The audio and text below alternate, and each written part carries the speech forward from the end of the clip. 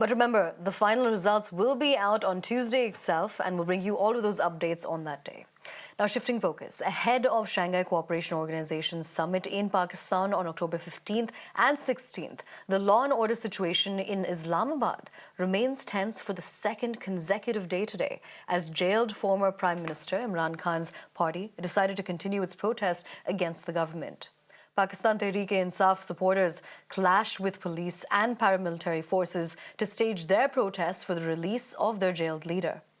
Meanwhile, to make matters worse, reports of PTI leaders and the Chief Minister of Khyber Pakhtunkhwa, Ali Amin Gandapur's abrupt disappearance has stoked rumors of his arrest. Considering the grave security situation, Prime Minister Shehbaz Sharif's government handed responsibility for security in the federal capital to the army. Hundreds of PTI activists, including senior leaders, had gathered at multiple locations in Islamabad, defying heavy police blockades and road closures to reach Islamabad's D Chowk, where jailed PTI chief Imran Khan had asked his supporters to gather.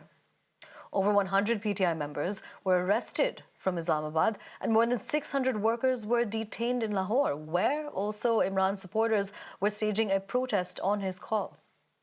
Now, throughout the day, violent clashes were reported between PTI protesters and law enforcement officials, with frequent instances of stone pelting and tear gas exchanges being witnessed. The Islamabad High Court on Saturday directed the Pakistan government to stop any unlawful protest in the capital during the SCO Summit duration and allocate a designated place to the jailed former Prime Minister Imran Khan's party for demonstrations. Crossing over to my colleague Rishabh to bring us more on this. Rishabh, is there any likelihood that all of this violence, all of these clashes that we're seeing could pose problems for the holding of the SCO Summit? Islamabad, the Pakistan Tehreek-e-Insaf workers have started marching inside the national capital, and what the court was told by the administration that the PTI workers are trying to reach their red zone. The red zone happens to be the area which holds all the big embassies, all the important offices, as well as, it could be seen as India's Latins Delhi. That's what the Islamabad Red Zone stands for. Apart from that, if we talk about SCO Summit happens on 6th, 15th and 16th.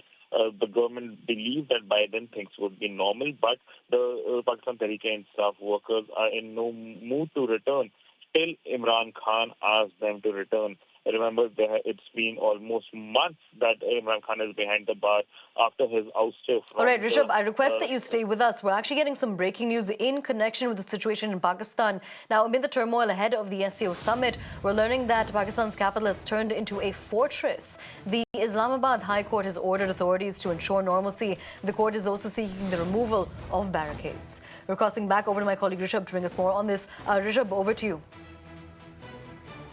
Islamabad High Court has come down heavily on administration, saying that you cannot convert the whole capital city into fortress. Even the Chief Justice of Islamabad said that he had to cross over a lot of containers and barricades to reach the court today, and has asked the administration to bring back the normalcy and remove Section 144. The judge also went on to say that Islamabad administration needs to give designated location, and a location which can fit people for the protest. The protest cannot be, just stopped by using containers and barricades. So the court wants normalcy back in Islamabad. Remember, army, paramilitary, police all have been deployed. Over weekend, we have seen clashes between protesters and security forces. One police personnel is reported to be dead after being injured in the protest as well.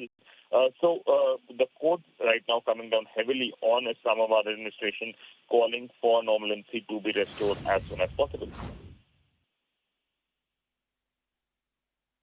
All right, Rishabh, thank you so much for joining us and bringing us more updates as well. Importantly, the PMLN has also called for PTI to be treated as a terrorist outfit. So we'll have to continue to track the development.